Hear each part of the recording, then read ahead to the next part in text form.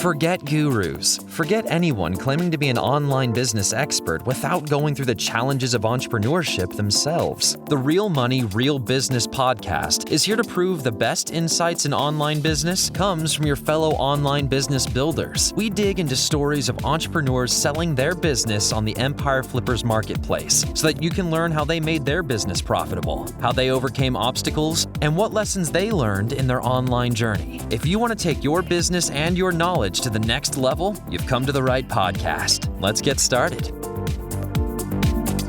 Hey everyone, welcome to the Real Money, Real Business podcast. I'm Craig, and today we have Louise on the show, who's selling her Amazon FBA business on the Empire Flippers marketplace. So welcome to the show, Louise. How are you doing today? I'm very good today. Thanks, Craig. Great to have you on, and thank you for taking the time to join us. I'm looking forward to learning more about your business. But before we dive in, let's go over a brief summary of it. It's an Amazon FBA business in the pet care niche, created in October 2016. The average revenue for the business is $24,980 per month, and it makes an average of $6,912 per month in net profit. Included in the sale is the Amazon Seller Central account with 4 SKUs, primary and secondary domains and all site content and files, supplier relationships, a UK trademark, and it's important to note the inventory is not normally included in the list price. Further details can be provided to unlockers. And buyers should have an active VAT number in all UK or EU countries where this business has inventory stored before the transfer can finalise. It is highly recommended to begin the VAT registration process as soon as possible. So for everyone listening, you can visit empireflippers.com/marketplace and search for listing 65266 to learn more about this business, or you can unlock this listing to start your due diligence if you're interested in purchasing this asset. So Louise, now let's hear from you. Can you tell us a little about your background in building and running online businesses? Yes, I trained completely nothing to do with e-commerce. I was in fashion, and then I went into property, and the group I started in property with actually started doing an e-commerce training course. And that was kind of back in 2016, and there were an awful lot of them around. And I just thought it seemed like an interesting alternative, like a kind of side hustle, I suppose you could call it. And I paid my money and I took on the training. And during the training, you learn how to analyze all of the products and everything. And I actually picked a product that had almost no history. And I just thought it would be worth a punt. And actually, it was one of the first of its type in its niche. So for e-commerce training, I stayed in that group for, it was about 5 years in total, and had kind of lots of guidance on what to do. And I did start doing the trademarks and other things. And I joined other groups because mine actually grew more than the other people in the group. And I just to feed off other people and kind of find out what I should be doing. The one thing I haven't really embraced is selling on my own platform. Wholly because the sales just kept outstripping kind of supply, and I just spent all my time trying to keep Amazon in stock. Okay, yeah, that makes a lot of sense, and an interesting background how you got into FBA, because it is quite an entry-level model for e-commerce. So you've built this up, and how come is it that you're deciding to sell the business now? For me, I am much more of a practical person. I no longer do anything in fashion, but my other business is in property. And I'm just not the kind of person who wants to sit on a computer lots of the time. For the first 5 years, I was in a group and I had kind of people to bounce off, and I'm kind of a bit more on my own and haven't managed to find another group. And I just think I'm not a great fit for e-commerce. I think I'm a little bit of an accidental e-commerce person, if you like. And even though I've enjoyed it, I know someone else could really run with this and actually get a lot more out of it than I would. Just be nice to see someone else take it upwards. Yeah, that makes a lot of sense. So what would you say is your biggest win since starting this business? My biggest win, I think, starting something where there was no history. So on Jungle Scout, my competitors were selling like maybe 2 boxes a day, if that. And I started something and I took a chance and it really flew. So there are more in that niche now. But when I look back and I think, gosh, I was kind of like one of the leaders in it, that actually is really satisfying. And it is an eco product. And back in 2016, it was a kind of a harder sell. There was people who really cared about the green credentials. But I think now people are a lot more conscious about it. I've never been a forerunner in anything, and I think this is the closest I might ever get to being a forerunner. Wow, yeah, congratulations on that success. And I guess you could say the product's in an evergreen niche. You mentioned that the eco sort of trend at the time wasn't huge and you found that a bit of a challenge. Was that your biggest challenge with this business, or were there any other ones that you faced? For the first 3 years, my biggest challenge was financing the growth, to be frank. And then I think it was year 4, I actually a passive loan from one of my property friends, which enabled me to actually kind of buy enough so I didn't keep going out of stock. Because as much as you kind of want to try and balance it, at that time, I would ship directly into Amazon about 6 months worth of stock. You can't really do that anymore. So it was just trying to gauge that and make that work. So that was a huge challenge. Another challenge, I suppose, initially finding a factory that could make the product and had all of the right credentials sounds easy, but every factory I approached said that they could do it. But actually, when you kind of got into the detail, you found out it wasn't actually it was just greenwashed. It wasn't truly an eco product. So that was a huge learning curve for me. And there weren't actually that many factories that did it. So to find, and I actually used the product sourcer because I'd only found 2 and she only found 1 more. So it really was kind of looking for a needle in a haystack back then. Well, okay. So a couple of interesting things there. About the loan, what's the situation with that now, if you don't mind sharing? Oh, it was all paid back. It was only for 8 months and it really was just so that I could buy enough stock. And then as soon as it started to sell, I could pay it back. It was the first really chunky kind of inventory I had bought. And it was just so that I could hold quite a lot in Amazon. I mean, as I said, you have to use a 3PL there. So that actually is easier and kind of you can hold your buffer there. But at that point, I wasn't using any 3PL. And so just shipping the maximum amount. But it's all paid back. So yeah, that's all gone. And it was actually personally to me, not to the company. So it wouldn't have affected this. Yeah, that's great for potential buyers to know. About marketing business on Amazon, are you using PPC or do you focus more on listing, description, SEO to drive traffic to your products? It's more about the listing. And because it's quite old, I have a lot of repeat buyers now. And I think it's that when you have a listing that's been 7 years, that actually helps quite a lot. And I do minimum PPC on it. I have done a lot of courses on PPC. I do find it incredibly complicated. And it seems to be kind of quite mystical and should work, doesn't always work. And I've had other people look at it. So I do the minimal on PPC. There are people, it seems to be some kind of dark art and it costs a fortune to get someone to really run it. And I was selling quite well. So it's not something I've invested in too much. Good quality product, good listing and good pictures is what I have relied on most, I would say. Yeah, and I guess if a buyer is a master of the dark arts, they could use PPC to scale it to the next level. Have you done any other types of marketing for the business? I was using Google Ads for about the first 4 years or so, but that was even more of a dark art because you couldn't really assess exactly if you were getting sales from Google or if it was just from Amazon. In the end, I actually did turn that off. I think it helped at the beginning, but I think you just have to be wary of driving traffic to your listing that may not buy.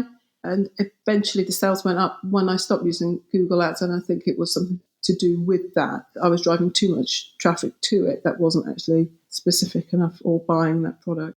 Yeah, that's really good for a buyer to know that history. As for the growth opportunities for this business, if you were to continue building it, where would you focus your efforts? I would focus my efforts definitely into starting the website. I did get a really basic website built and I joined Shopify, but that was back, I think, 2019 and we had the pandemic and that was just the most amazing year. I think it took over £500,000 in that year, partly because everyone was sitting at home just buying stuff. So it kind of just got put on the back burner.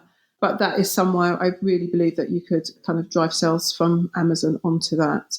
And I did do little holders for it at one point, but I had a problem with the production. But there's lots of other eco products that you could actually kind of add to this product and expand it. I mean, pets is huge. I think everybody kind of exponential growth in pets over lockdown is still there. And there's a lot more customers out there for sure. And it's just kind of tapping into that, I think would be really good. And eco anything, which is not just greenwash, which is truly an eco product, is something that people really actually desire.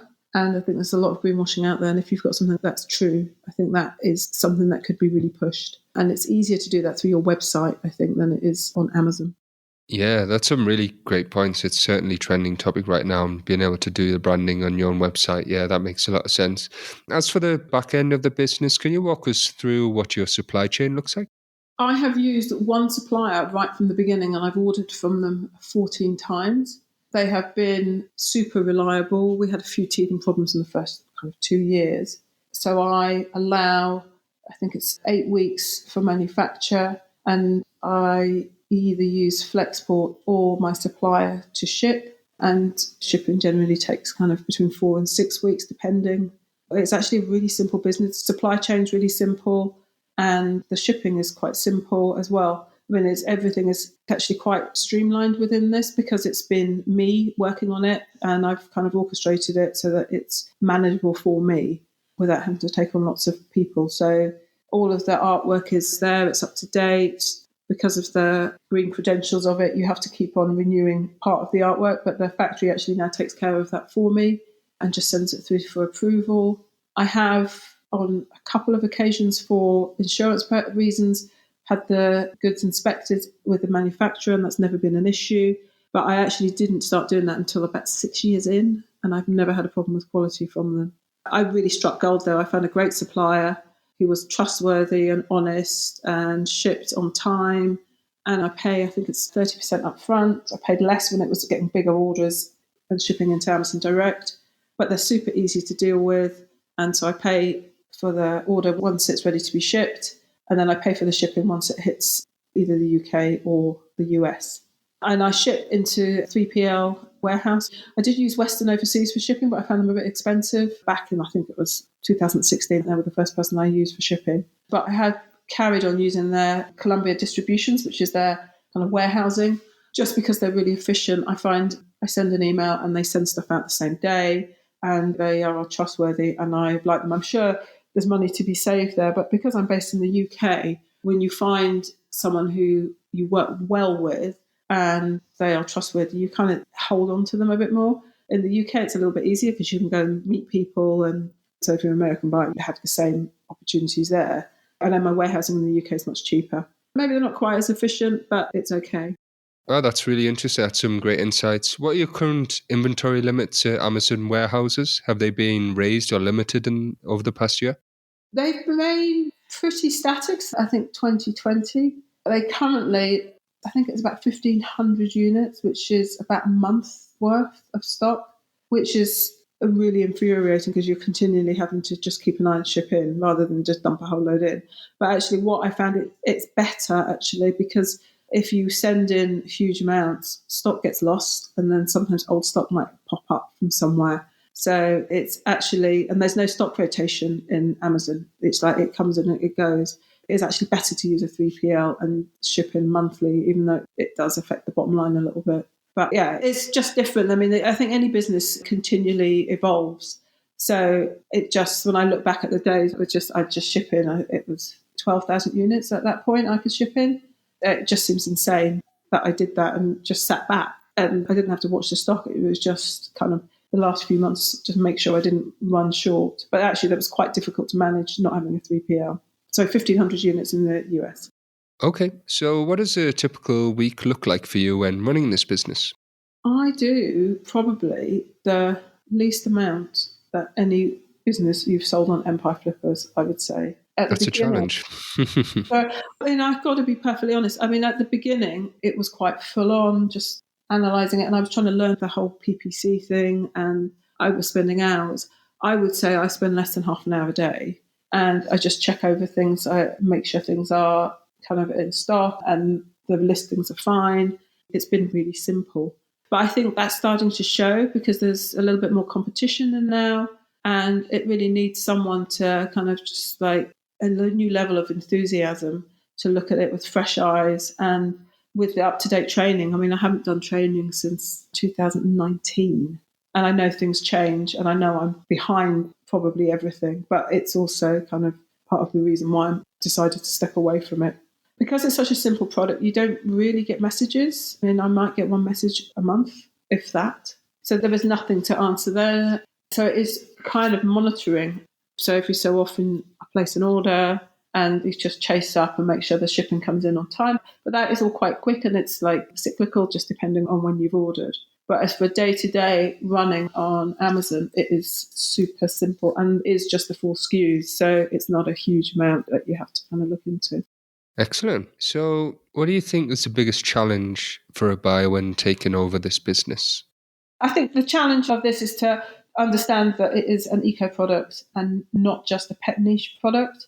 And that's what makes it really special, and not to be fooled into thinking that you could run it kind of normal product. I think you would lose the essence of what it really is. If it was just like the everyday one, it would lose kind of its identity. Just looking at the competition and exploiting the fact that my one has been around from the beginning and everyone else has kind of come on the bandwagon, and just kind of really selling that, the kind of longevity of the product, I think something that I would look to kind of exploit. It's not a difficulty, but I think sometimes it's difficult, I suppose.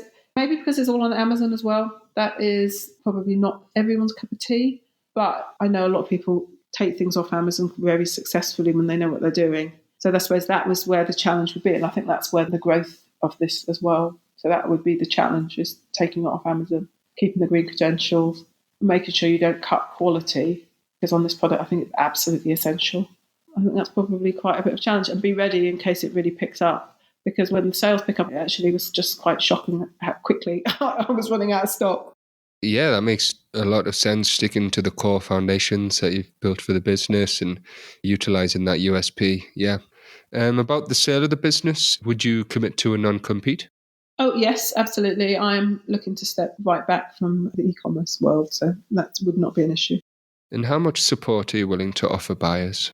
I'm quite happy to offer support for the first few months and be on hand if they get really stuck with anything. Like, some things are slightly more complex, selling into California and things like that. But actually, once it's all set up, it is quite straightforward. I think dealing with Amazon always has its challenges. If anyone out there's kind of already dealing with them and the changes in rules and things. But yes, I'm quite happy for the first few months. I'm more than happy to bash heads together and help any problem solving that they might find. And are you open to negotiating something like an earnout? I would favour a straight cash purchase over an earnout. Wonderful. Thank you for your time, Louise, and giving us a little more insight into your business. It's been a pleasure, and I appreciate you taking the time out of your day. Not a problem at all. It's been interesting. All right, everyone. Thanks for listening. To learn more and see if this listing has already been sold, head over to empireflippers.com/marketplace and search for listing 65266. If you're watching this on YouTube, click the link in the description and go straight to the listing. Once you've unlocked this listing, you'll be given everything you need to know about this business. So until next time, enjoy your digital journey.